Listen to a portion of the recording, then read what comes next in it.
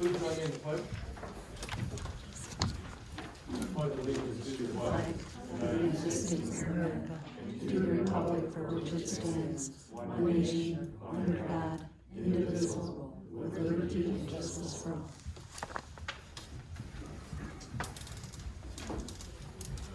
Okay, thank you, and welcome everyone. First order of business is to approve the minutes from September 3rd and September 24th. Everybody get a copy? Motion in order to approve. I'll move to approve. Moved by Ellen, do we have support? I'll second it. Joel, any discussion? Hearing none, all in favor, signify by saying aye. Aye. Anybody opposed? Staying approved. Oh, I didn't do roll call. Yeah. Yeah. Alright, Golding. Here. Hoffman. Here. Kaiser. Here. Herman. Here. Davich. Here. Mr. Supervisor, you have quorum. All right, well, we'll continue doing business then. Public comment? Yes. I just want to, this is Tana Baldwin, 2798 US 131, Petoskey. Some time ago, I asked the board to look at some sewer amendments, and I want to make sure that everybody who is here understands what I'm concerned about. So I'm asking the board, I'm going to reiterate my public statement for when I presented it. I'm asking the board to amend the ordinance to make sewer connection voluntary for existing properties, to remove any ability to fine or penalize residents for not connecting, and to protect our homes from being taken due to sewer mandates, while protecting the township from possibly being involved in unlawful takings. I'm also asking that the ordinance be amended to require developers to pay the full cost of any sewer expansion or upgrade they require, so taxpayers and existing residents are not stuck footing the bill for private development. Thank you. Thank you. Any other public comment? Okay. Here none, we'll move on with the agenda. First item is unfinished business, roads.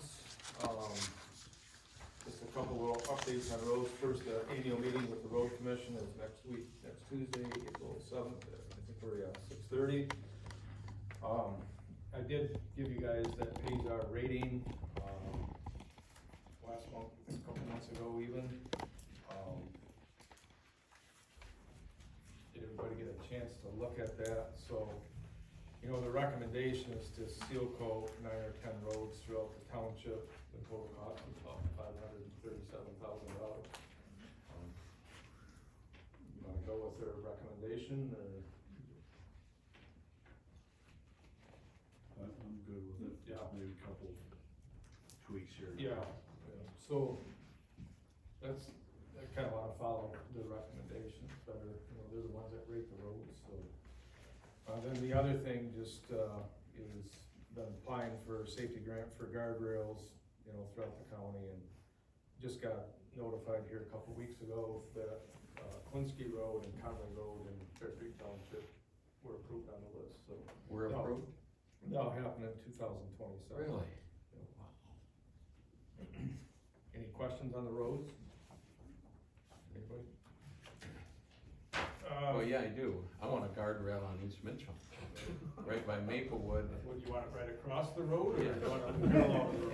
Yeah. Every time I go through there with the tractor, I think there's so many cars launch off into those pine trees that, that's a. I'll tell you what, if you put a guardrail there, you won't be going through there with your tractor, cause you're not gonna be able to get off. You'll be in the, Oh, main, I'll be in the road. you'll be in the road, so you either have to hit the pines or hit you. You'll be right out in the road.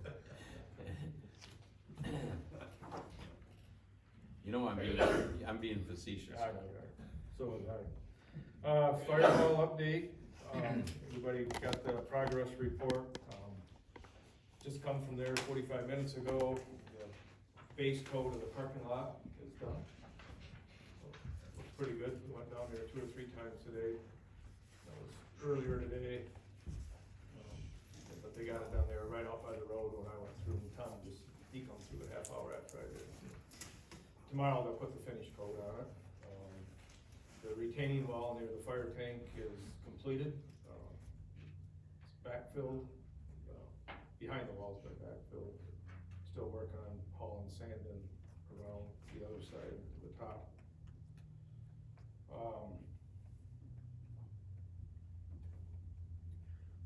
Yeah, there's some pictures, they're tiling,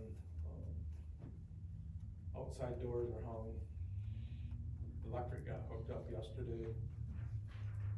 So we got permanent electric instead of temporary. It's closing in fast now.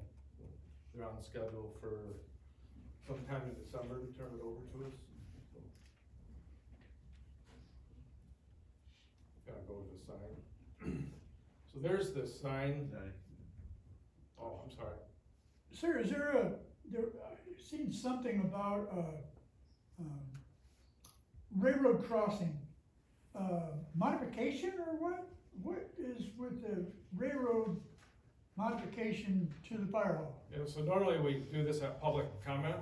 Oh, I'm sorry, But I'm sorry. I'll answer you, but, so I'm not sure, the big thing is the gas line underneath the railroad. But we do have access out to River Road where we'll be going over the railroad track, so we did have to get permission from the railroad.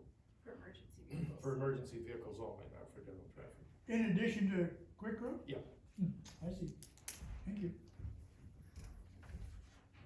So signage, this sign to your left will be on Quick Road, and then, of course, the signing on the building will be on the building facing north. So for government buildings, the county requires a motion by the board to approve the signage, then Tammy can just write the permit.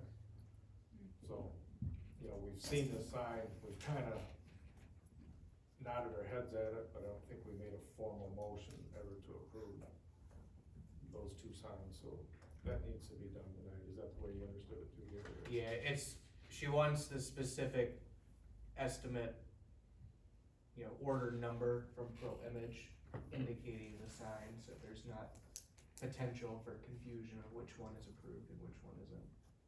So I think we talked about it, but we never actually approved estimate 5822 specifically, we just approved the design, so she wants in her motion the 5822. You got any questions on that, Tom? You and Garrett pretty much worked on the sign, so somebody wanna make a motion? The specs are all there. Yeah, this is the same exact sign you've seen, I had to put the wording in there, how Tammy wanted it, so I know we talked about it at the special meeting, but this is how she wanted it worded. And they'll set to the east side of the driveway. Okay. Yeah, so the main sign out by the road will be to the east side of the driveway. Currently, there's a, what do you call it, transformer box, Enclosure. transformer enclosure, but that's gonna get moved to the east Yeah. property line where it should have been, so Great Lakes will be working on that here. So the sign can go kind of up where that box is, maybe just directly behind that. And then, of course, the sign on the building is just signing out.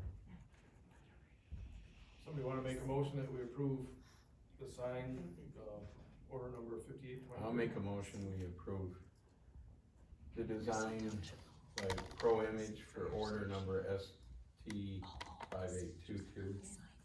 Moved by Joe, do we have support? Support. Supported by Tom. Any discussion? Hearing none, all in favor, signify by saying aye. Aye. Anybody opposed? Thank you. I think that's all I got on the Firehall. FEMA update, so I don't know what's gonna happen. I don't know the federal government is partially shut down starting today, so one of the news people said that, you know, it's gonna affect FEMA, but we are complete. We have everything in, we're waiting for, Al, you got everything in on yours for fire? And just, everything's in on sewer, but the sewer hasn't been approved. Leaf, been approved? I The mean- debris been, Yeah. yeah, everything's turned in. So now we're waiting on it, we're gonna get held up. This is the site where everybody down off Click Road on the Flynn property. They moved in yesterday, they're starting to grind, all that brush pile up. There's quite a pile of bark on the far side, as you can see. They've worked on it, well, they started yesterday and today they got, I would think they're half done. Did you drive in there today, Tom? I didn't today, yesterday I was. Yeah, they're moving right along, you They're can going see, right after. took a little video of it. Looks like it'd be kind of a fun piece of equipment to operate, but Yeah. you'd probably get pretty tired sitting in that thing all day. Might be kinda noisy I though. would think it'd be noisy, probably I don't get know. hot, I don't know.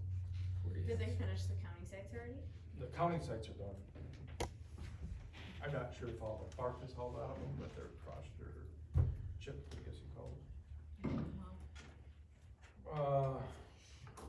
Next, new business sewer ordinance request. You kinda heard the request again. Did have Joel work on that. We reviewed the ordinance and maybe you could kinda update the board on what you found or. what you looked Sure. at. What I was hoping I could do is provide the board with some general information and some background information on the provisions as they exist, and be able to answer any general questions about mechanics that the board may have. As far as particular written legal opinions, I would say that those are a matter of privilege between myself and the board, so if the board wanted to get into any detailed discussion of those things, it could seek a closed session on that. It's not required to, and it may not need to, but I want to make you aware of that, so do want to maintain that privilege as well. But what I was hoping would be helpful to the board is to talk about the origin of a couple of the provisions that are being suggested for some revisions. The first provisions have to do with this, I'll call it the 200-foot standard. And what I'd like the board to understand is that the 200-foot standard isn't something that the supervisor came up with, or the sewer authority when it existed came up with, or the engineer came up with, or I came up with. The 200-foot standard is a standard that is based on the state public health code. The state public health code, and it was enacted in 1978, and it has a subchapter on water supply and sewer systems, is pretty specific about instances where a municipality may require a connection to a sewer system. It doesn't mandate a connection, but it allows the municipality to mandate a sewer connection in certain instances. And it details this 200-foot standard. And essentially what it says is that if you have a structure that generates sewer, or you're constructing a structure that generates sewer, and it's within 200 feet of a public sewer line, so it's within a public road right-of-way or a public easement, then the municipality may, after giving due notice, require a connection to that sewer. It doesn't say it has to, it says that it may. And that's the way the township has always operated with that. That provision, or provisions similar to that, appear in many ordinances. It appeared in the predecessor of the 2005 ordinance. It was cleaned up and checked and reconciled with the state public health code in that 2005 era when that was done. And it still appears to be consistent with the state public health code.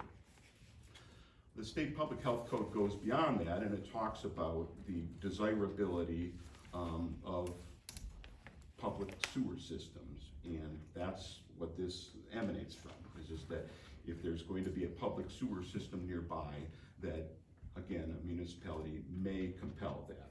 Doesn't have to, and it's that very specific with that 200-foot standard. So that's where that comes from.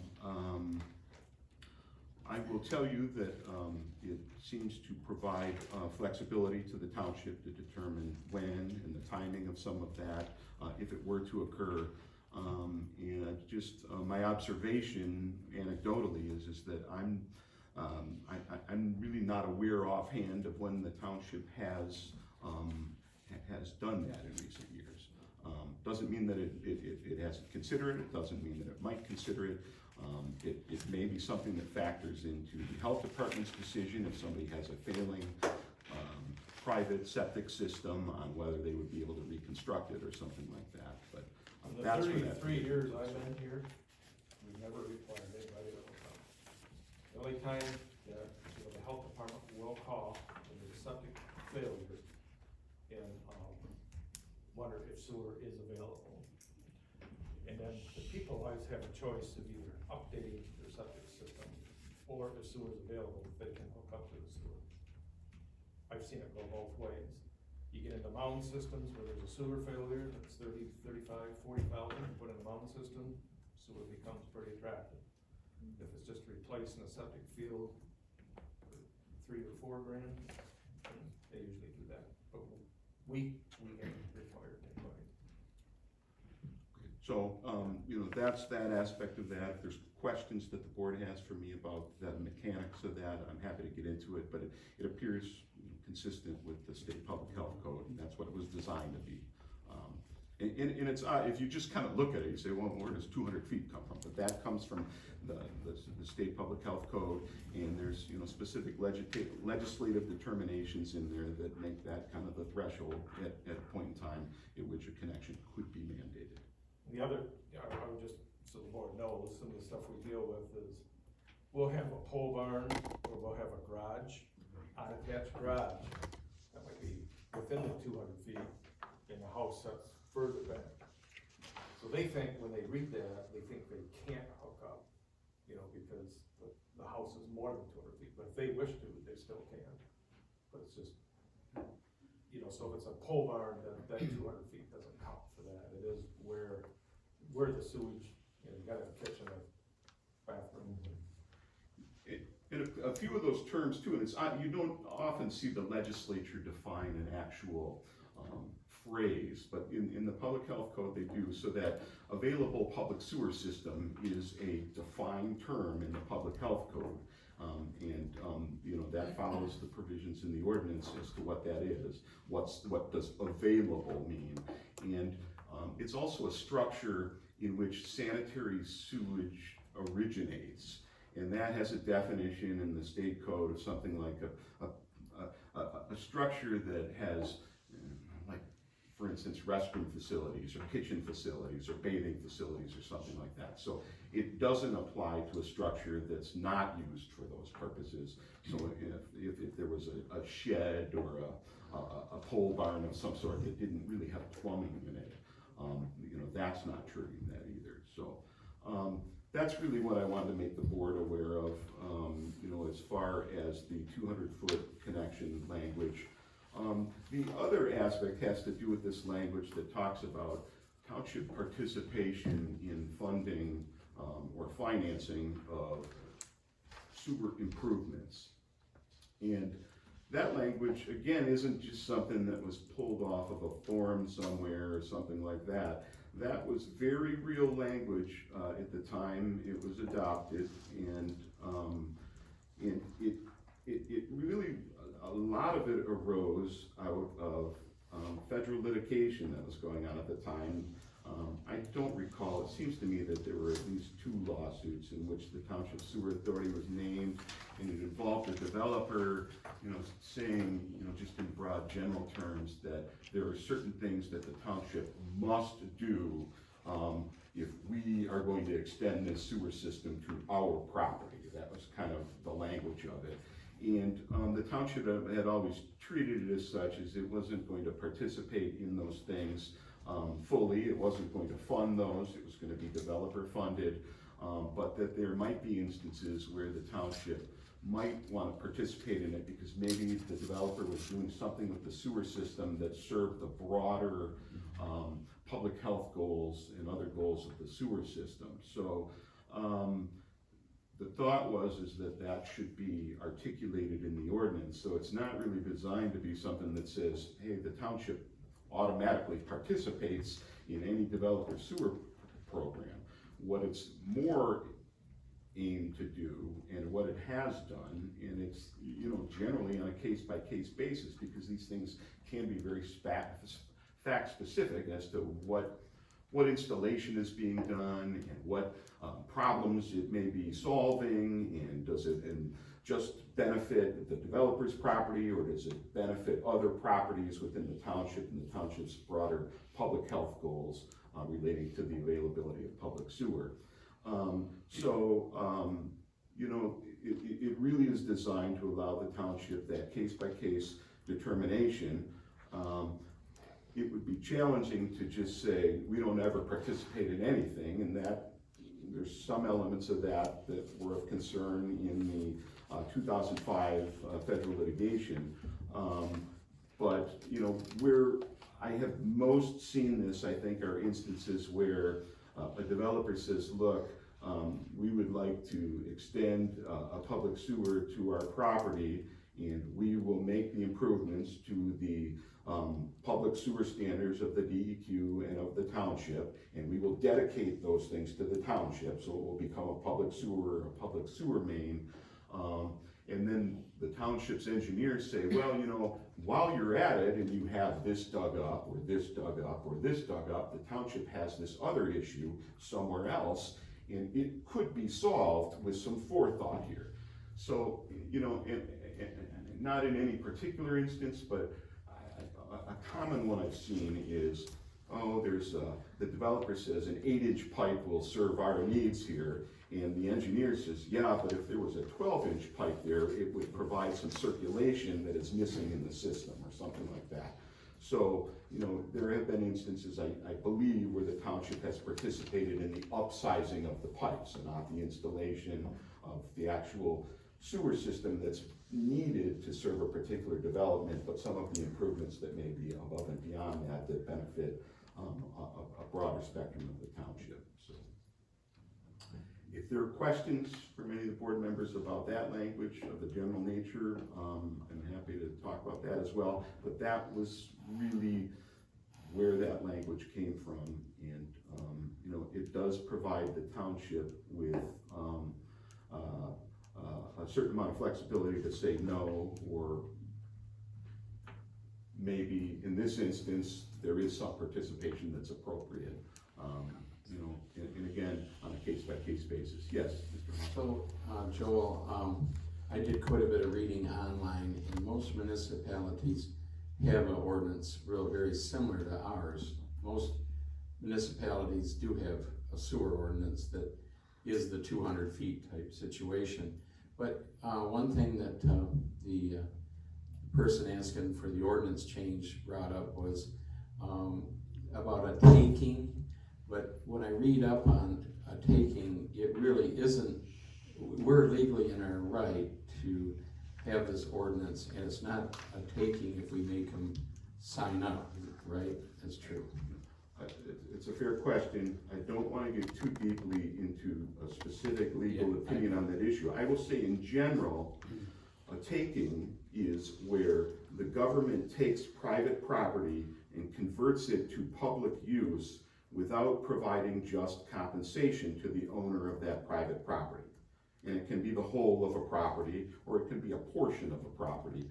So, for instance, if the township said, look, we are going to condemn an easement across this property, which I don't think has really occurred in any kind of recent history, and then there's a whole process that goes along with that under state law. That's where you're taking something for somebody, you're converting it to public use, and you're saying that there needs to be just compensation for that. Because that's what the Constitution provides. It doesn't say you can never take through eminent domain property and convert it to public use. It says if you do it, there needs to be just compensation. I'm not aware of instances where private property becomes less useful or somewhat obsolete in terms of a septic system or a water well, that amounts to some type of governmental taking of that private property. I do think it's an interesting argument that it may diminish the value of those things. I think the state legislature has provided for that in here. I think there are remedies of eminent domain and challenges to that if they can be made. They tend to be of a constitutional nature, but before we got much deeper into that, I think we'd probably be looking at kind of, you know, maybe consulting with an eminent domain specialist or a constitutional person that specializes in this. But I will say ordinarily it doesn't seem to be the case. And the township here is not really providing for anything in its ordinance beyond what the state law says that can occur. Thank you, Joe. Okay. The only other thing I'd say is the kind of the history of the whole beast is, you know, in the 70s there was a real need especially around the lakes like Spring Lake Park and all that, environmentally, the wetlands was needed to be protected from all these sewers that were, you know, a lot of them were failing and stuff. And the reason that, and I agree with it, is they had to have everybody sign up also to be able to have a viable sewer system, and a lot of those septics were failing. And it's the best thing probably the township ever did, is start the sewer system for the environment. Yeah, and there are phases in the life of sewer systems, and I think, you know, to a large degree, your township may be beyond some of those elements where you're constructing, you know, new widespread sewer systems to spread, to service a broad area. It doesn't mean it couldn't occur, but I think a more recent example kind of locally that you would see that becoming a factor would be Tuscarora Township in Indian River, when they went into the residential areas and they essentially said, this is gonna be very expensive to extend these mains into these neighborhoods. But again, for lake preservation, public health reasons, you know, there was a determination made by that board that was appropriate, and you know, there was enough of a support of the residency to support it. But what they said is, we can't run these sewer mains down the main road of a subdivision and have one out of every 3 connect to it. And the other 2 just say, build the system for me, and when mine fails, you know, 20 years from now, then maybe I'll hook up. You know, so that's some of the element of it. It's not the only instance. There can be other instances for public health, but you're right. I think early in the origin of some of the sewer systems, that's the way that provision was probably more heavily used. Anybody else? Did you have anything more, or did we cover everything? I think one thing, a couple of comments I wanna make is, first of all, I know it said the taxpayers would pay for this. Taxpayers have never paid for any of the sewer. I mean, if the sewer, if there was an expansion, it's paid by sewer users. The general taxpayer of the township doesn't pay for sewer unless you're a beneficiary of that. So that's not, taxpayers don't pay for the sewer. The sewer's been expanded, Joe's talking about, when it first went in, the original. It's been expanded by the development. You know, Walmart went in, Lowe's went in, you know, North went in, Pine Ponds now went in and expanded, Harside went in and expanded. You know, the developer has paid for these expansions. We haven't required anybody to hook up. I mean, I just look at Pine Pond. That sewer was just extended from the US 31 all the way now developed to Pickle Lake Road. Those people on Pickle Lake Road are not hooking into the sewer. Bill Stuffle lives right on, the driveway's right on his property line. He's not hooked into the sewer, nor is he required to hook into the sewer, or is the sewer even available for him because it's for Pine Pond. So I see this, and if this development were to go through, it's the same thing. If you live on Cemetery Road, Kemp Road, or US 131, you're not gonna be required to hook up. The sewer won't even be available for you to hook up. There's no line there. I'm sure no property owner near there is gonna give an easement to go across to jump it. So, you know, this is gonna be a sewer line that comes out of the Strathmore development and goes up the private drive to the development if it were to go. And it would serve that development, and that developer would pay for that sewer. Denny, can I say anything? If I do, then everybody's gonna wanna say something. I'll wait until the end. So, you know, anybody got any questions on this? And I'm sure we'll be here, we'll do some public comment on it. And we can I'm good at what Joel explained. No, I think, I said I'm good at what he Yeah. explained. Yeah, John thank you, notes Joel. down I here. think you did a good job explaining. Thank you. Yeah. So, you know, kinda just to address the letter and the concern of the residents, I think just a motion would be in order that our current ordinance stands. The way I understand it, there's no need to change. We're following, it's all based upon law, upon health department codes, that's where we're gonna do it. But just to clarify where everybody stands on it, I think we should have a motion. do you need a motion? Sure. Just to affirm the current ordinance, or Yeah. is, That would work. then I would move to affirm sewer ordinance 2205. Moved by Emma, do we have support? I'll second that. Second by Joe, any discussion? Hearing none, all in favor, signify by saying aye. Aye. Anybody opposed? Thank you, Joel, for looking into that, and we put a lot of work into it. Reviewed all the readings. 2024-25 audit report. The auditor's here, Adam, you're up. Alright, great. Adam Karen, Rasmussen, Teller and Karen of the Township's auditors.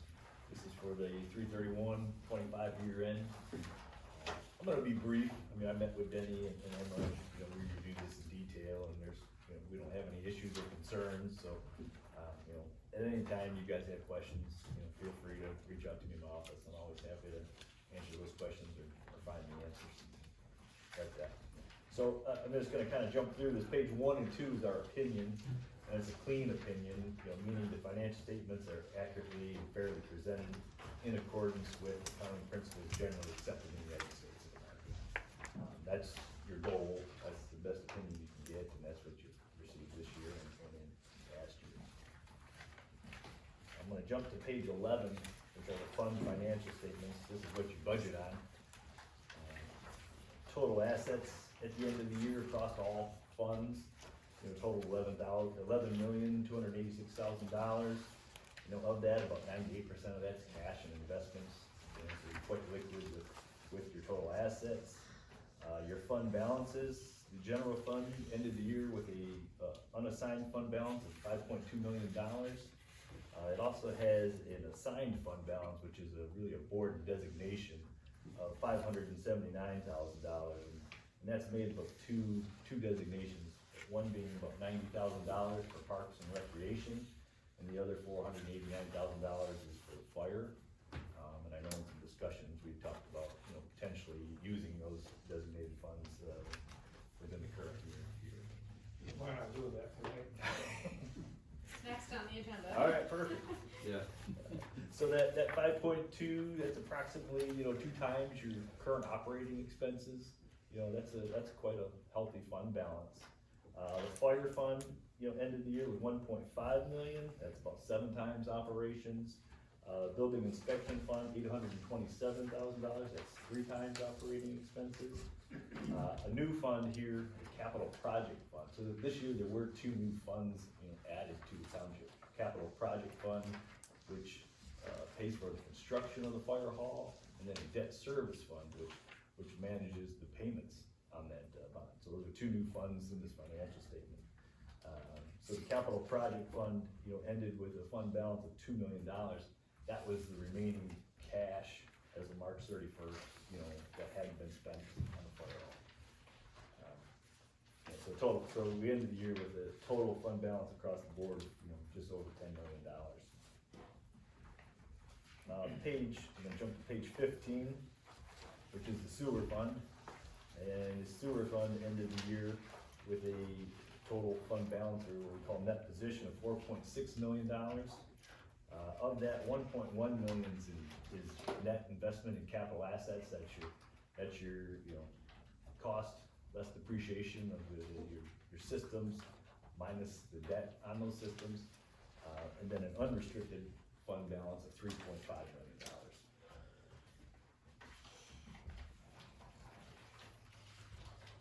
And then jumping further ahead, pages 29. So 29 to 32 are new footnotes. These relate to the 2 bond issues that you issued last year, about a year ago. One for the construction of the fire hall, the other one for some sewer improvements. I think we're a total of about 5.7 million in total.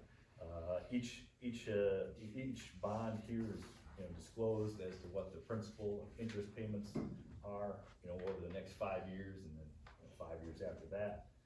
Also discussing the required disclosures of what was done, how it was approved, and how it's funded. The capital project fund for the fire hall was funded with a voter-approved millage. The sewer fund is funded with the sewer fees. Also related to 29 to 32 are also two new debt schedules that you'll find in the very back. Pages 39 and 40, which give you the principal and interest that's, you know, required out over these bonds. There is some, you do have a chance to, you know, refund these, I believe that's after about 5 to 6 years. Yeah, the 6-year thing.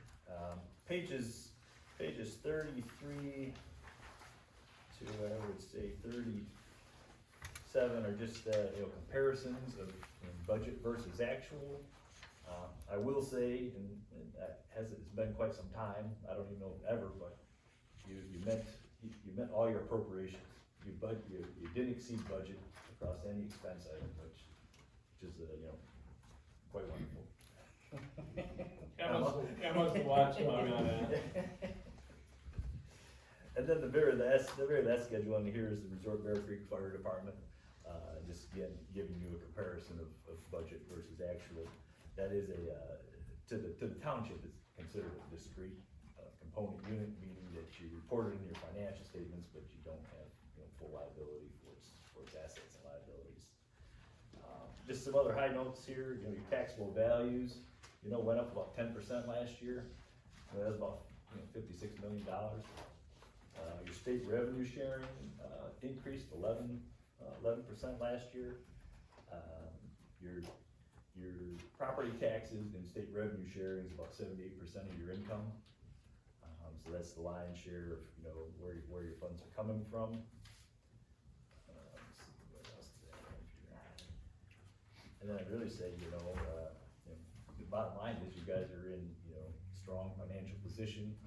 You know, you have healthy reserves, you know, revenues are increasing with property taxes, and your major projects are moving forward, you know, with sustainable funding, you know, from the millages and the sewer operations. So I think, you know, everything's, you know, operating quite well. Any questions from me? Anybody got any questions of them? Just thank you for your patience. Yeah. Every time we call you with questions, it's always great, so. That's what we're here for. Yeah. Appreciate it. Well, appreciate, somebody wanna move that we adopt the 2024-25 audit report? So moved. Moved by Emma, do we have support? Support. Support by Tom. Any discussion? Hearing none, all in favor, signify by saying aye. Okay. Everything's filed. Everything was filed yesterday. Yeah. So everything's timely filed with the state. Thank you. Thank you guys. Appreciate it. Gotta hang on just 1 minute. Yeah, you bet.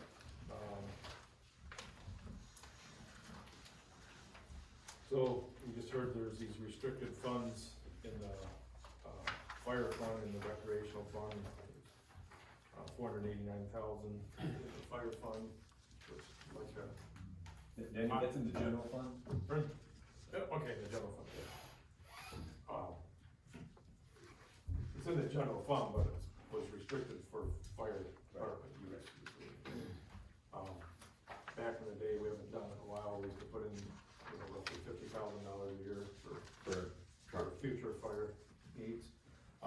And then the same with the recreation, in the general fund, there's recreation, there's 90,000 that's been restricted. So like to unrestrict those, it has to be done by a motion. And then we'll be able to use that money towards the firehouse or fire, and then for the recreation, we'll be able to use it for Sprinkling Park. And then you don't have to report that next year, and you, well, you might have to, I don't think you have to report it, but you know, right now, we got a footnote in there that these funds have been restricted. They've been sitting there for 10 years. For years, yeah. So Adam, if we're unrestricting it, then it's not a sinking fund anymore? Right, you're really just saying you're gonna use these assigned funds, they're not restricted, they're assigned. Okay. Okay, so I use the word restricted. But you're just gonna use them for the purpose, I mean, that is the purpose, so you're gonna unassign them to use them for their purpose, and if you make that motion, then that moves money. Wanna make that motion? Yeah, so Tom, I guess, correct me if this is wrong, but, the motion would be then to use the assigned fund balances, the 90,000 for Spring Lake Park and 489,000 for the construction of the new fire hall. Okay, moved by Emma, do we have support? Supported by, I guess, Connie. Any discussion? Hearing none, all in favor, signify by saying aye. Anybody opposed? Okay. Who seconded that one? Sorry. Connor. Oh, sorry, Connor, I didn't catch that. Yep, I just wanted to hang. Yeah, In case we got any good, questions. good. Thank you for attending. Is it good night? Next is policies, like I said, we're gonna be bringing forth to the board policies. Got 4 of them for tonight, these are just in draft form, they're just for your review, bring back your comments for next month. Again, we'll adopt them, but we'll wait till December. Personnel, records management, public information, and then property management. There's 4 sections there, 5, 6, 7, and 8. So, take your time and go through them this month, and, let me or Emma know if you got any. Yeah, if you have any tweets, just send them my way. Okay, well, that's good. Pretty good. So that's all in policies. Spring Lake Park, got a little bit to talk about here. So the reconstruction has started. One of the unknowns was the deck out from the pavilion and the deck portion out over the lake itself. That had, over the years, it's probably off about 3 inches. A few years ago, what happened was the ice kinda got underneath that and moved it. And we tried to put some wedging under there, bring it back 5, 6, 7 years ago. Knowing that it would take a major reconstruction to really fix it.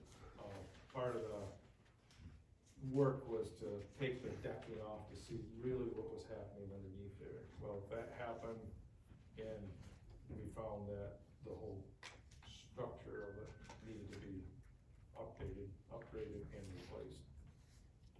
Including the electrical, there's just a couple electric lines that were kind of coming up, they're not in the conduit, so we have to redo the electrical from the bathhouse is where the power comes in at, over to here.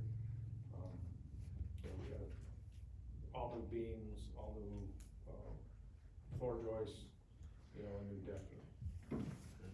It's gotta be brought up to the current code.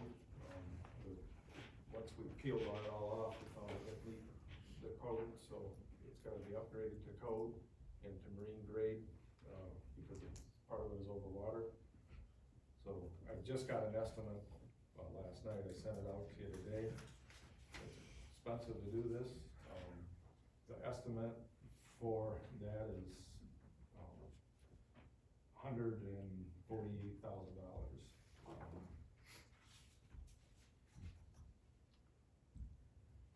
It'd be $152,000, which is $4,000 fee for the general contractor. That does not include the electric in there, that's just for the decking. The electrical engineer met with him a couple days ago, he hasn't got his drawing done, it needs to be done. And then Tom, I, and Garrett went out there last week, we marked quite a few more trees than the original estimate. Matt, the general contractor, he just got married last weekend, and he's out on his honeymoon, so he couldn't give us an estimate for that, but it would be those 2 extra costs coming. And then there's $9,300 for painting the exterior siding, so when we first looked at this, we're using AZAC material that was, paintable, but in the bid, it's just to put it up as it comes from the factory. Recommendation is to paint it, so after they caulk and fill all the nail holes and stuff, we'll get a much better job, and he said there'll be a lot more, we're gonna be happier with it. They want $9,300 to paint 2 coats. So when we add those, the painting, the deck, it's $167,329.11.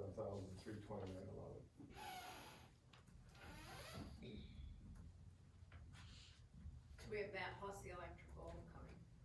Electrical and the tree removal and replacement with other trees is coming. And to touch on it for audience too, like you stated, that was about 35 plus years ago, not to code standards now, so that's why we need to bring it all to codes. And it was, But Tom and I, we went down. Do it have some before and after shots, did you get here by chance, or? No, not for that. Yeah, but it was in dire need, like Denny said, so it's money that 35 years of use, now surely we'll get all of that with the new upgrades and built to a different specification, so. Looking at that money, it's a lot of money, but it, definitely needs It it, needs it. for sure. Well, we have to have a park. It was, and that was, We can't shut it down. you know, public safety is huge. And then that electrical, when we saw that, I was like, ooh, this is really not good. Yeah, I don't know how we- Water and electricity. Winters and ice, that's what it So- stayed up, so Yeah. it was getting pretty rickety. Well, and we're replacing it with something quality, that's gonna last, Correct. you know what I mean? It showed its lifetime, Yeah, yeah. so this will be nice. Well, we need a motion to, I'll make a motion to approve amendment estimates. number one. Pardon me? It's amendment number one. Amendment number one to the bid that came in October first, Last night, 8 or 9:30. 9:30. Got it last night after. And that estimate number, you said? Or what number did you say? 167, 329.11. Support. Moved by Tom, supported by Emma. Any discussion? Hearing none, all in favor, signify by saying aye. Aye. Aye. Anybody opposed? They did start the roof today as far as peeling off the old, cedar shake shingles. We're putting asphalt shingles back on it. It's What was left of it? But the good news was, the roofing, as you can see, there was absolutely no rot. It looks, Yeah, it looks that's the just first like. I've seen, Which that's is awesome. really shocking, Yeah, actually. I was afraid, like down by the eave or something, there might be One some- thing though, once we get that done, we need to really watch for, moss on there. Well, so that's, Or the Tom, that's trees. what we just talked about, Yeah. those trees are so overgrown, I it's all know. shaded in, and they need to come out, I mean, Yeah. they're big trees, but a lot of them are now broke off on the top. You put a brand new roof on, it's either gonna get moss or a branch is gonna come off this Yeah, winter, and yeah. it's just we'll be back to square one, so. We'll put some new ones back in there, I mean, those are 35, they were probably 12, 15 footers, and 35 years later, they're 50 foot, and ice storm busted them pretty nasty, so. Are they gonna paint that portion of the pavilion to match whatever they do that on the bathroom? The pavilion and the bathhouse will match. Yeah. Supposed to be the same. Do we got anything else in spring? You want me to talk about the DTE grant? Good Oh, pictures, yeah, would you- good pictures there. For Danny. Something to soften the blow a little bit is when we went through this process initially and I was seeking out different grants, one of them that came up was DTE offers a grant, I believe it's up to $10,000 for planting trees in public areas. And I initially looked into it and they told us that we weren't gonna be eligible for this part because it's not serviced by gas. But we did talk with our local gas rep for this year. And he said that because our township in general is serviced by gas, he can make an exception and that we can apply for it. So I'll be applying for that to help replace or finance the cost of replacing a lot of those trees. Yeah, he thought we'd have a good chance of Nice. being successful on that, so they, DTE upgraded, we put more money towards this grant of planting trees since this ice storm in northern Michigan, so he thought there's a good chance, so Garrett will be working on that. That's all I have. Thanks, Garrett. Brian, Commissioners report, I don't see Brian here. Planning and zoning, not much there, the meeting was canceled, just the open house for master plan is next week, October 7th, from 3:30 to 6. And I Encourage would, everyone to show up and put in your comments there. I would just call to the public's attention, because it's not a meeting, there's no, agenda and documents on demand or anything like that. But if you go on the homepage of the website, the first thing you see, it's giant, is the posting about the open house. And if you click on that posting, it takes you to the website that Beckett Reader created with the draft documents, the maps, interactive maps, things like that. So, again, because there's no, agenda, it's not documents on demand, but it's square on the front page. So absolutely check that out and please join us. That's all we got, there's nothing else in planning Parks and Rec. Excuse me, into that also Emmett County is doing their master plan, as some of you know. Yeah. And that starts the 8th, I think of it. Yeah, so there's By the way, open I house, think that's in to say that. McKinley, right? Yeah, open house, for Emmett County is Wednesday, October 8th, 5 to 7 PM at McKinley Township. Thursday, October 9th, 5 to 7 PM at Redmond Township. And then Saturday, October 11th, from 10 AM to noon at the college, North Central Michigan College, in the library. We tried to hit northern part, middle, or west in this area here, so anybody like to participate in those, it'd be awesome too. So it's gonna be a busy master plan week, and as we stated, we're trying to Yeah. coincide Bear Creek's with Emmett County, so we're kind of on the same page there. Fire department, Al? We had 35 calls this last month. We did do a training with Conway Towing and Statewide Environmental for a semi crash with a motor vehicle crash along with a motorcycle pinned underneath the vehicle. We could not gain access to the patient because of the severity of the crash, so we had to use special ways of getting to it and lifting a semi-trailer up to get to the patient. And then lifting the trailer off the motorcycle to get the patient out of there. Really good drill, used a lot of different tools that we don't normally use.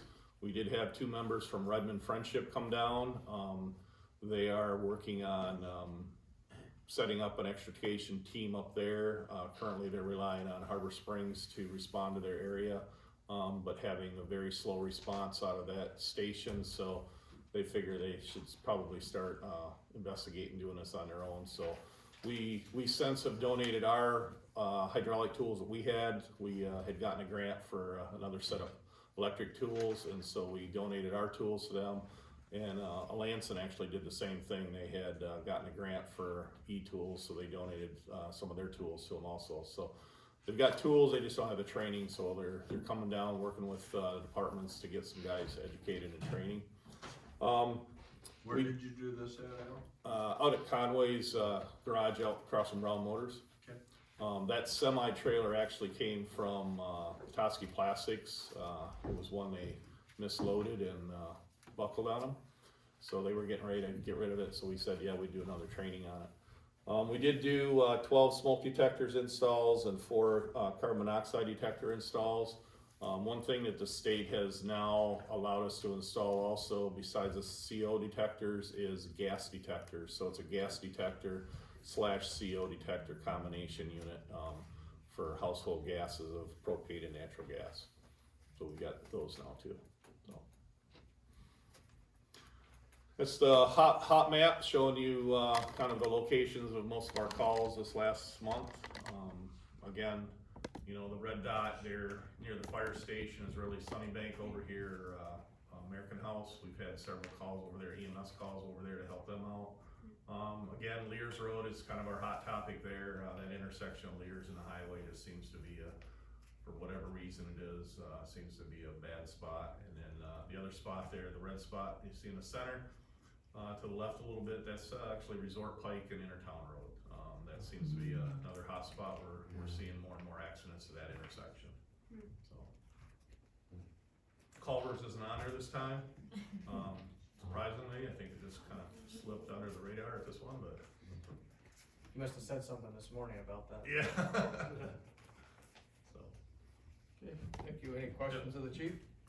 A question, we're still doing, you and I briefly talked about like Melrose, we're still doing mutual aid with Yep. them. and Yep. So if they have a vehicle accident, need Dodge, we'll Yep, roll there, or absolutely. Plain City, or Yep. Plain Valley, do they still have? Yes, Dodge yep, they down do, yep. Yeah, we'll go, I mean, we did a mutual aid this spring, I think it was, up to Redmond Friendship, you know, they there? were. I really- assume so. Yeah, yep, no, we'll, you know, unless we're on something that we can't, you know, I mean, obviously our goal is to protect our people first, so we won't ever strip our township. We always kind of keep something back for our townships, because that's our main purpose, but, you know, we'll supply other departments as needed. Thank you. Anybody else? If not Parks and Rec, Garrett, I'll let you handle that. Parks and Rec, we just met pretty recently, because we had some meetings kind of moved around, but, so the parks plan, we're still chugging along on it. We've got all 5 chapters from the company that's helping us with that. And all the members have the chapters right now. We're going over them individually, and then we'll be meeting October 6th to go over them together, to see what we wanna change, what we like, what we don't like for the drafts. Hopefully, we'll be finalizing a draft at the Parks Committee level at the November meeting, to then bring it to the township, probably at the December meeting, if things go smoothly. Jones Landing, we're gonna be pulling the dock out the week of October 20th. We just confirmed that, I think yesterday, but otherwise, things are just kind of happening over there, nothing big. Spring Lake Park, other than what was discussed earlier, if you recall, earlier this year, we decided to do the tip of the mitt watershed survey for invasive species in the lake and around it. And they officially completed their survey last week, and I'm currently waiting on the report. They said to expect it to probably take about a month for them to put that together. So I could have that for the November Township Board. And then we're planning on closing the park on October 6th. So the Pedal for a Purpose group, they had their last session today. They don't have to do any makeups because the weather held out for them very well. And they were very grateful that we kind of worked with them on the renovation to make sure that the kids got to get out there and practice. Talked to City today about that. So we don't have anything else keeping the park open, so we're gonna get that closed so we can get the renovation in full swing. Tanton, there's nothing new to report. We're still waiting on Gosling to give us back some engineering on what that parking lot would look like for appropriate sizing, appropriate distance from the road, and maintaining the right ways to do it with the easement that we have. And then the Evergreen Trail, so we did the delineation. We weren't entirely sure if we were gonna be in there. We're kind of right on the edge of whether or not they could do it this year. I did get confirmation last week that the officer went out there. He did find all my flags, so I guess I did a good enough job of where I wanted him to do the delineation. And he's got all that information, he's working on it, and he said that'll take probably about a month and a half before he gets something back to me. But that'll be good going into the winter, because once we have that delineation, the Parks Committee can start really designing what it would look like, and then we can start doing some feasibility, because right now everything's been, I guess kind of like handshakes, like let's keep moving forward with the different groups that would be involved with this, but at some point we're gonna have to actually decide, is this something we really want to do? And same for the DNR in the state of Michigan, because it would be their land, is this something they really want to do? So we'll be able to hammer out the details over the winter to possibly start doing something next summer. If it's not next summer, maybe the summer after that. And then the next meeting will be October 6th. So if anybody wants to come from the audience and see our parks master plan, it's not quite as exciting as the Planning Commission's master plan, but I think there's a lot of good stuff in there. So if anybody wants to come in and see the discussion, that'd be great. Any questions? Thank you. Correspondence, so I got a letter from DTE, they're looking to possibly expand gas services to the little southern, going a little further south and southeast in the township.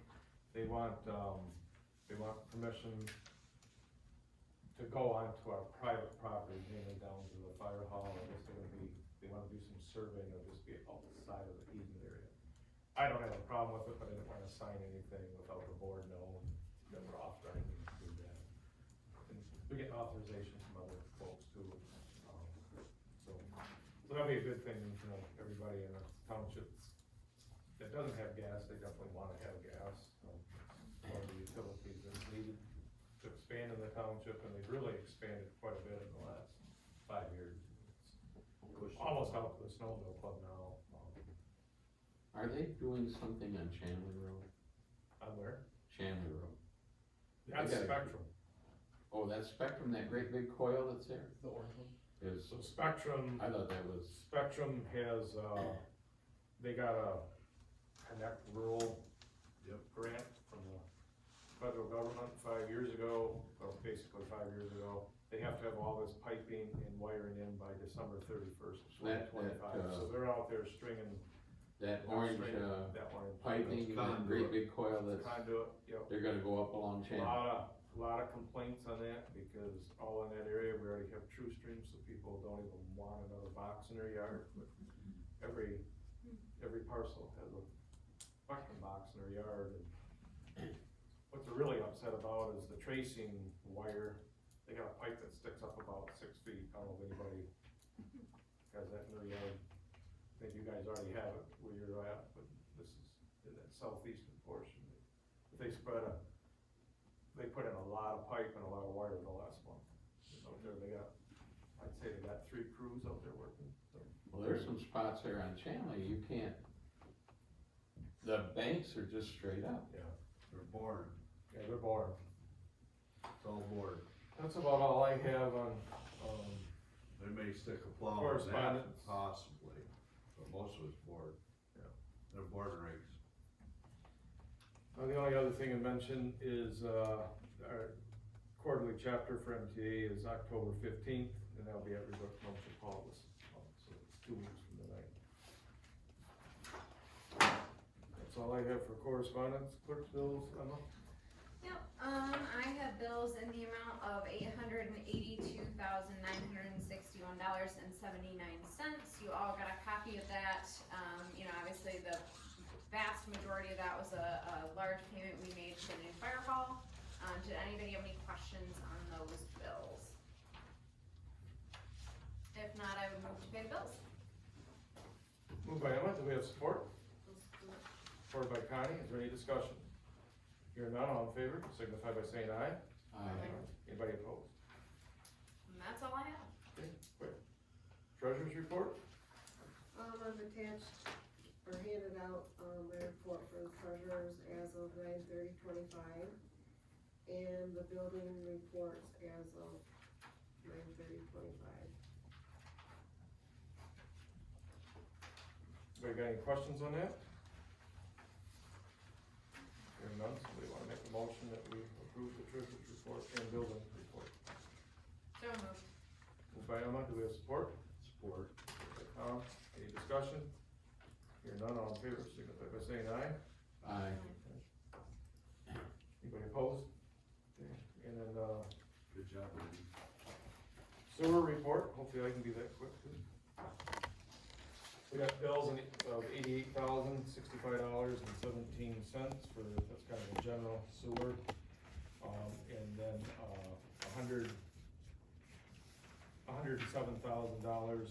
$107,852.02, and that's, money that's coming out of the bond for lift station number 4. Make a motion that we approve both sets of bills. Support. Moved and supported, do we have any discussion? Hearing none, all in favor, signify by saying aye. Aye. Anybody opposed? My parking lot lights on? I don't think so. Gotta get Doesn't those look like it. switched to winter. Oh, you know what, daylight savings, is that, Well, mess it up? no. I got a sewer amendment, for lift station 4, this is for $5,000. What happened is, we have the pump, the last pump, good pump out there, we thought was a good pump, went out over Labor Day weekend, everything got rushed forward. We had to have the station to be clean, and then we're gonna have it retrofitted, they come in and kind of spray this coating all on. So we hired the company that come up, DVM. They scheduled to pull the pumps, clean it, and then they were gonna retrofit this station all in one day, so obviously time is of the essence, cause you're bypass pumping, and the sewage keeps flowing around it. The contractor was on his way up. DVM the contractor took the pumps out, and they couldn't get the valves completely shut, they were all rusted. And so sewage and water kept leaking in, so they could not retrofit the lift station. So after they got here, they had to drive all the way back, so they charged $5,000 mobilization fee that they didn't use. So that's what this change order is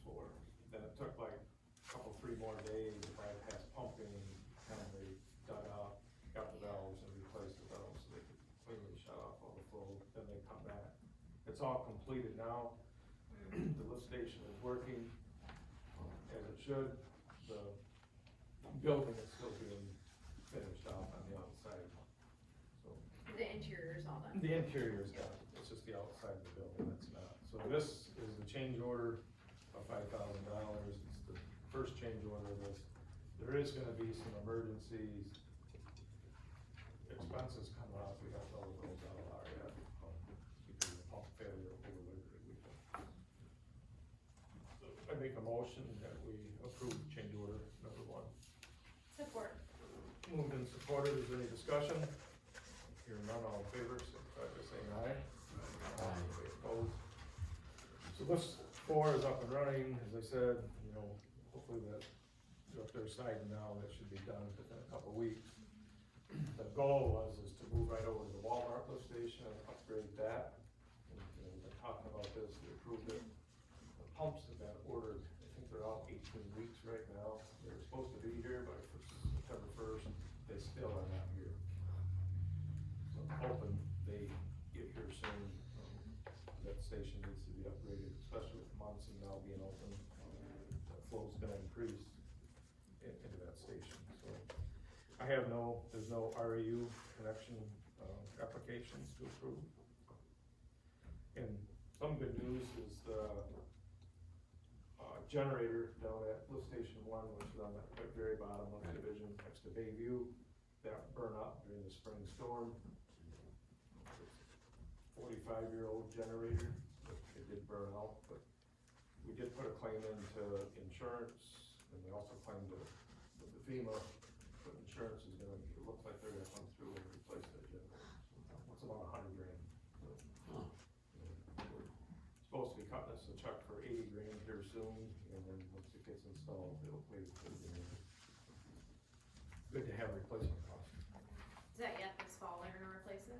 What's that? Yet this fall they're Well, gonna we're replace hoping it? that, I don't know, we can If we see can if we get it, get it. I mean, yeah. some of this equipment is out No. 15, Well, that's why I 18, asked 20 you the weeks, so. 18 weeks for the other thing. So speaking of that, I kinda had my note here, back up to the Firehall. So, we need to, and I know Emma and Al and Garrett, you guys are working on the furniture and fixtures for the inside, getting 3 quotes on that, but we're probably gonna have to call a special meeting, because that's gotta get approved. We need window coverings, we're gonna go with shades or blinds, or what we're gonna do. We need to get that picked out and get the stuff ordered. I'm sure the furniture is gonna be, I don't know if you had any indication, but I'm sure it's 10, 12 weeks out, maybe 6. longer. What is it? 6. 6 weeks, well, that's not too bad. 6 or less is what they've been telling me. I was Maybe we have a little more actually time. surprised when Yeah. they said Oh, that, okay. so, So but, maybe- well, that's what Integrity said, the other 2 companies didn't give us an estimate Yeah, at so the we'll time, have so to I don't see. know. But the one that I met with said it was Did less you than say 6 about weeks. 6 too? Yeah. Okay. Well, we wait till November, that takes us into mid-December, which is probably about right, Yeah. as long as you don't get something back ordered. But I just wanted to bring that up, and then the other thing, and I hate to even say this word, 80 degrees out, but snow plowing. So the building will be turned over to us, you know, sometime mid-December, second, 3rd week of December. You know, chances are we're gonna have snow before then. So the contractor, you know, Dunkel's down there working, he'll be plowing for them. Then we'll have to get somebody to plow after the building's turned over. I was thinking we'll just continue to use Dunkel for this year, and probably vet out the package next year. Okay. But good to start that conversation now. Yeah, well, I Yeah. know, 'cause it's, you know, next month is gonna be Yeah. November, God only knows, and hopefully you don't get weather like we had this last week, and April will warm up, but there'll probably be something coming in between. Okay, public comment. You've been waiting. I'm actually really disappointed in each and every one of you. Because you have Joel sitting right here, and there are questions that none of you bothered to ask about at all. When Joe's father and my grandfather put the sewer into Bear Creek Township, the cost for someone to hook up to it was pretty minimal. That is no longer the case. And there are a huge number of people in this township, and particularly over on our area, who would not be able to afford to do this. It can cost tens of thousands of dollars. You know, it could be 40 or up to $60,000 depending how far and what the topography is to get to it. And additionally, you have a 6-month mandate in that ordinance. You, as the township supervisor, may not realize how hard it is to get anybody to do work here because you probably get it a little bit quicker than the rest of us do. I don't think we do. But- Well, 6 months So is an just- unreasonable I'm just- amount of time. So there is gonna be no sewer mandate. I'm telling you, You're not gonna be here forever, Danny. no, I know. Right now it's- There's not gonna be sewer there, there's not gonna be sewer for you to hook up to. You have put out a sewer study last spring, Yep. which outlines where you think the sewer is going to go in the future. And it includes our area. You have a master plan draft that talks about the expansion of sewer. And you're not gonna be the guy sitting in that chair forever. The next person that's there, they may not do what you say you've done all these years. But that sewer mandate is still sitting there and can affect any one of the citizens of this township. And the vast majority in our area could not comply with that sewer ordinance should the person sitting in your chair come along and say, you have to hook up to this sewer. In other townships in this state, they have made provisions for people who cannot afford to do that. So there's that provision. Okay, a few clarifications. Yeah. The ordinance doesn't require a 6-month hookup. It requires that the township will not require it be less Yes. than 6 months. Sure. The state law says it has to occur within 18 months, but can occur less under an ordinance of the township. But that's not a 6-month, you have to. It's that you can't require it for at least 6 months for an existing structure. Township has discretion on that. The township has discretion on, aspects of hardship deferrals, on tap fees, on financing arrangements. None of this is written. Discretion on those things. It's in that state mandate, I take it. The hardship deferrals are. Or it's in that ordinance, It's not in the the ordinance. state stuff that you quoted. The hardship deferrals of tap fees are permitted under the state law. Permitted under the state law. But our ordinance doesn't speak to any of this. The person in your seat could sit there and say, 6 months, you have to have this done. Somebody wouldn't even know that there was any kind of assistance or help or anything unless you or the person in your seat tells them about it. Did you know about it? Yeah, I did. Okay. Where is that information for the public? And if you can go to 18 months, why are we saying not less than 6 months? Why do you not make it longer? Why can we not protect the people of the township? You yourself sat in this room and said that our area is all going to become high-density housing. And that means you are the plan is in place to expand. And you may not be here when that happens. Do you understand my concern? Somewhat I do, but the line, maybe, is there that one drawing, one map there that, when we were first, I'd like to just show you an existing map and the properties that are under, that's developers have come and asked about. Yeah, I think it's that.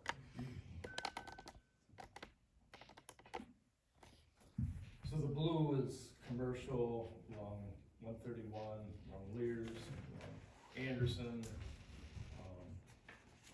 The green is existing multifamily. The yellow is south of Airtown, that's under consideration. We have a request right now for apartment complex. The orange in that area, it has been, in the last 5 years, we've either approved for multifamily, or we've had developers looking at those to put in multifamily. So that's the area we're talking about, that could be multifamily or duplexes, or that someday is probably gonna be sold. What, you were talking about our entire block, No, all the way down to it's- Kemp. It's right there where. No, the end of right the now, blue, or but- the end of the yellow. That's where the future is that circle right there. We did not go down to Kemp Road because didn't wanna see it go down that far, but that's the properties that are under pressure, that corner of 31 and 131 and Intertown, north of Intertown and south of Intertown. What's the blue over on Howard? I believe that's the landscaping company.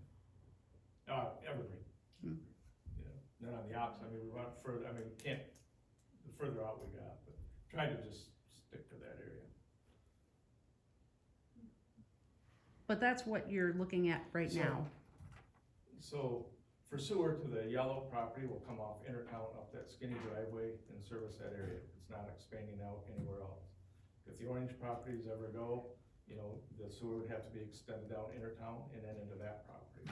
There's no plan of going down Intertown, up, down Cemetery to Kemp, up to 131. That is not in any future plan.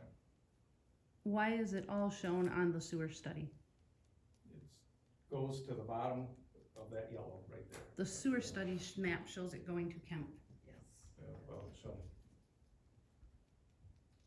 But regardless, we have done nothing to protect the citizens. And it may not just be my house right there. It may be some of these other people who border on these properties or future expansion. I would like to see, at least, at the minimum, that 6-month increased. If it can go to 18, then why not? can it go to 18, Joel, is that, we'd have to relook at that. I know The that's- state law says 18 is the max. Some, So I don't know, that's the discretion of the township, I guess, between the 18 and the 6. Yeah. and if there are I'd look at that, I mean, I think that's something that we could look at. if there are abilities for people to file hardship deferments of some sort, I think it needs to be spelled out someplace, because the people need to have access to that information.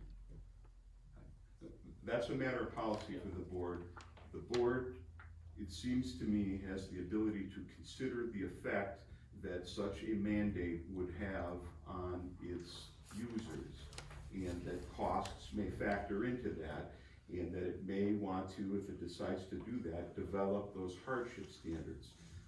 But really, if it's not something that has been done in the last 20 years, you're going to spend a fair amount of energy developing hardship standards for something that's probably on a very limited case-by-case basis. And it doesn't say that you can't, it still says you can grant a hardship deferral.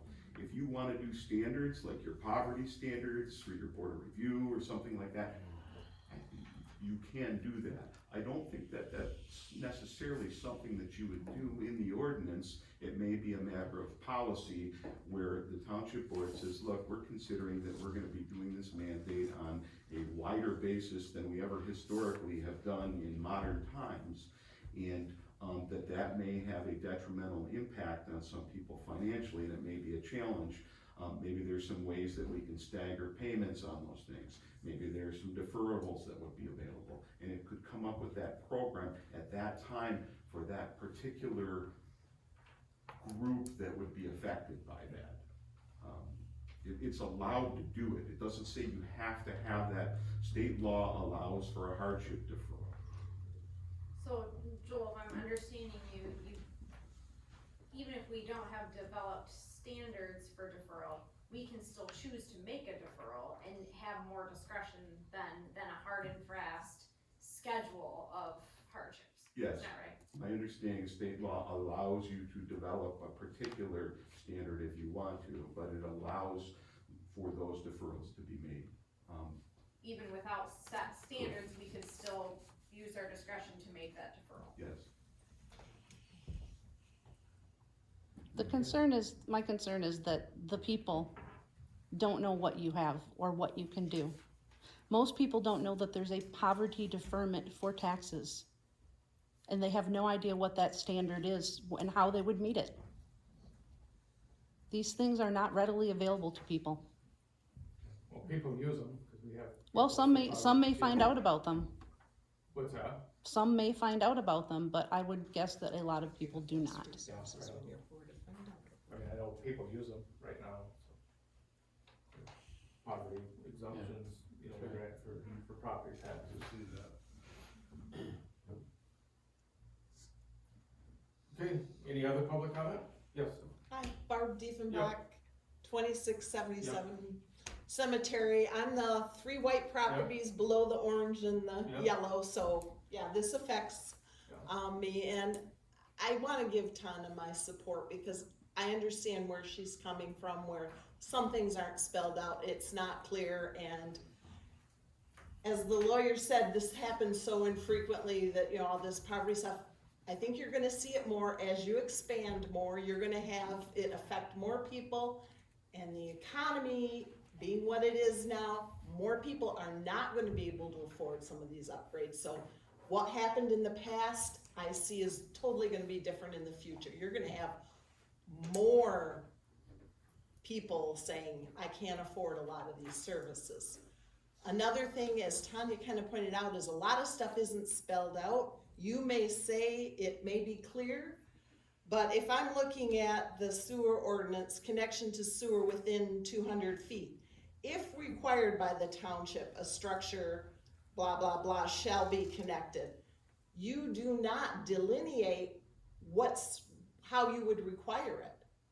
What makes it required by the township for me to connect within 200 feet? You don't have that spelled out here. So it could be, yes, if your septic fails, you have to connect, great. Or it could be, it's a Tuesday and Denny doesn't feel like it, you have to connect. You don't spell that out. And I think that's our fear is why, when, how? It just says if you require it. So I think the fear that we have is we don't know what's gonna happen because it's not written in here. And you say, well, it's been our experience. We don't have that experience. So we're saying, you say you can require it. Oh my God, what's gonna happen? Can you spell it out? What are those requirements? I know you can't do everything, but if you just say, I said you have to do it, what's my recourse? I think those are our concerns. So I mean, usually the health department is what's involved, and they, like I said earlier. But again, it doesn't state that, it just Well, I says don't know if the required. ordinance- I mean, that'd be more of a policy thing, I guess, but. Yeah. The ordinance is broad, and then you get into the details I know. of the policies. But do you see, landowners are reading this ordinance, and this is what we're getting from it, if required. Yeah. But Well, I doesn't mean, say what the The requirements are. request, I mean, the original request is that it's mandated, now it's if required, it was the taxpayers, it's not the taxpayers, I mean, there's a lot of Right, confusion that's going in out there that's not coming from this body. right. Well, Um, I'm just saying, Yeah, I'm well, reading that's it, fine. I have a master's degree, and I'm going, if required, Yeah. what does that mean? I'm just saying, some things you have to look at it through the user's eyes, not the governing body. I hear you, Okay. thank you. Anybody else? I got one thing, oh, sorry. Go ahead. Okay, on the master plan, all of you, I wondered if you guys consider doing it past 6, only because the county's doing till 7, cause it's a lot of people, that I've talked to, they gotta work at 5:30, by the time you either grab kids or run home. I don't see how it's possible that they get here by 6. And the public wants to be involved, and it's for the public. So maybe in the future, not this meeting, but maybe the next one, could we maybe go till 7 or start it at 4:30 to 6:30? You guys think that would be possible, or? I mean, it's just an idea, I don't know if you can do it or if it works for the board, but I think it might help to maybe get a handful more people, hopefully, to come. Good point. Karen, did you have something? Yeah, Karen Dodge, 1500 Kemp Road, and I think, having been involved now with all of this since the beginning of the year, you know, you've seen us in that. My biggest concern and probably complaint is that lack of communication. I've had to dig for things. I've had to look for things. The website does not provide a whole lot of information for the public to be able to access. I guess there's information in the minutes. Okay, how many minutes are you gonna read through to get that? Or how many ordinance are you going to try to interpret and decipher? And you know, we are looking to you to provide us that guidance, that communication, that clarification, whether it's needed or not. But in some instances, it is needed, and I think some people are just going to be blindsided by what comes down. So that's my personal, I mean, hopefully you're understanding that. Joe looks a little confused, but hopefully I'm making myself clear. Just, I think the overall communication between the township, and if there is a lot of development pressure going on, and I question development pressure because we certainly are not wanting any development. Yeah. Okay, And so. we're not advertising for it either. You know, Well- these are just, I'm telling you, I mean, you all know Christine Parker was here 5 years ago to do her property. She's still, you know, she's actively got it for sale, but, you know, she told me recently that, you know, she'd like to sell her property again. I don't know if there's a sign on or not. I didn't go out there and drive. You know. Well, you know, I guess it's just, there needs to be better communication happening. Okay. And if there is all this development pressure and a lot of it is going south, then is there some way, even Facebook, you know, Resort Township has a Facebook page, Emmett County has a Facebook page. You know, the News Review isn't doing a whole lot anymore, No, so, you wanna get a Facebook page going and throw something out there, you know, let people access it, get the information to them. I have to talk to the younger people than me, cause I don't do social media. It's not that hard to do. I don't. It's not that hard to do. Any other public comment? Yes, Mary?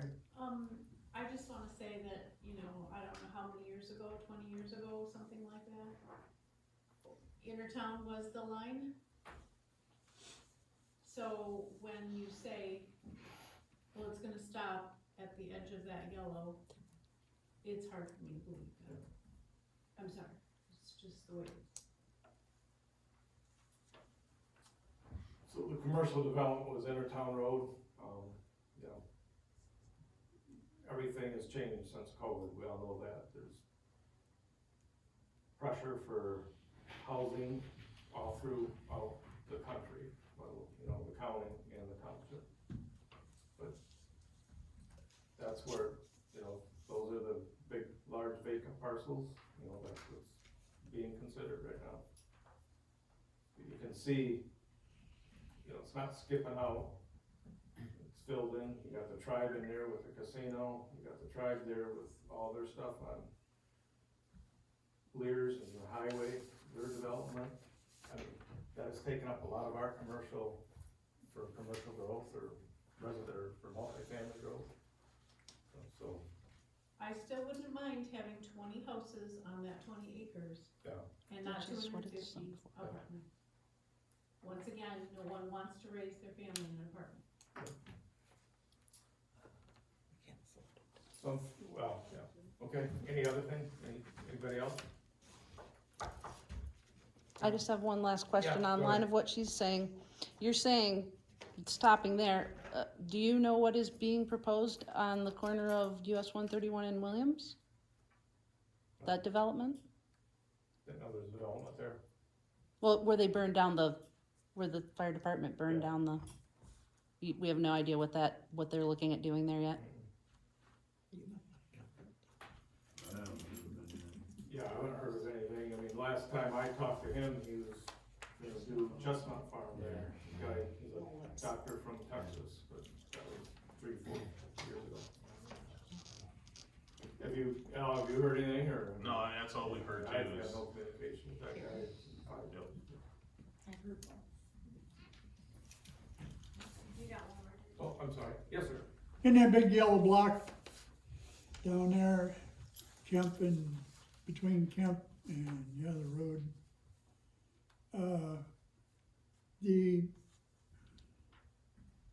I would assume that the state or maybe the township would entertain a traffic assessment due to construction or development in that yellow block. Is that true? Yeah. So then what, that's been done. Some of that has been done? That has been done. Oh. Is that accessible? Yeah. How do I get a hold of that? Ask me. I would like to have that, sir. Okay. Put it out on a Facebook page. Put it in the files. Well. Yeah, there was a traffic study done, for that area. The recommendation is to have a stop sign on Intertown and Anderson. Do you know of a modification to 131? No, MDOT says it flows fine. Is what? MDOT says it's fine.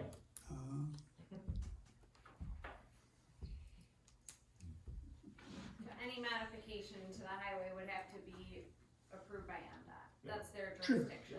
Sure.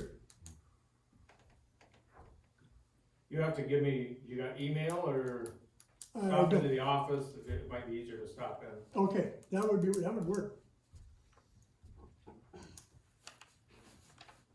Give me a day. Yes, sir.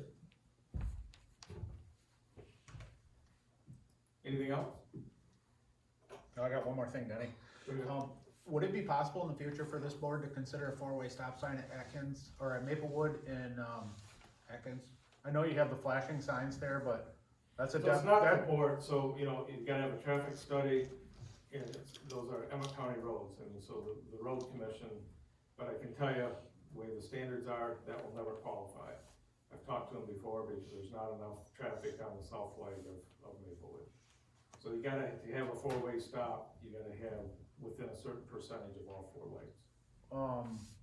With the Bear Creek Organic Farm and the schools in the morning, traffic-wise, the traffic's there. I've been there every day, multiple times a day, as you know, I'm building a new house just past there. I'm out there, I see it. So I hate to see that it takes for a young person to get killed at the intersection, and if that does happen, I'm gonna be right back here saying that it's two stop signs. What if I bought the stop signs? If Jackie and I bought them, It's not that. so is it a road commission issue? I That's go to a the road- board? I would go to the road commission, they have a meeting this Friday. 8 Who o'clock. put the flashing signs on the stop signs? We did. We paid for it, the road commission installed them. So if I pay for the stop signs and donate them to the township, can the township donate them to the county to have them installed? No, you gotta have a whole stop signs, you gotta have a whole study done, and again, on a four-way stop, they gotta be, each leg has to be within a certain percentage. I don't know what that is, but I'd encourage you to go to the road commission.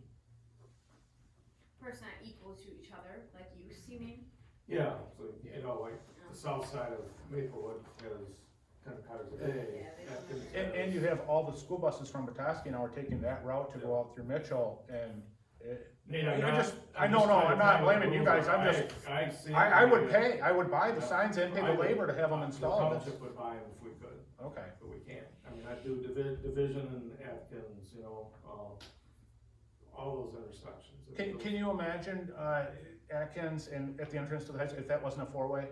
You can't even imagine it. I mean, and that traffic is dumping out Atkins now. Yeah. It's the shortcut for people coming in, and Wolverine has exploded just like Pellston, you know, I mean, I know I live on 31 right now, but, so they are all coming down Maplewood Road, and it is a convoy, and Joe can attest.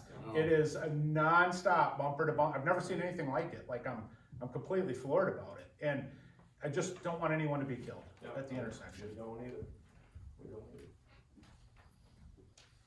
Anybody else?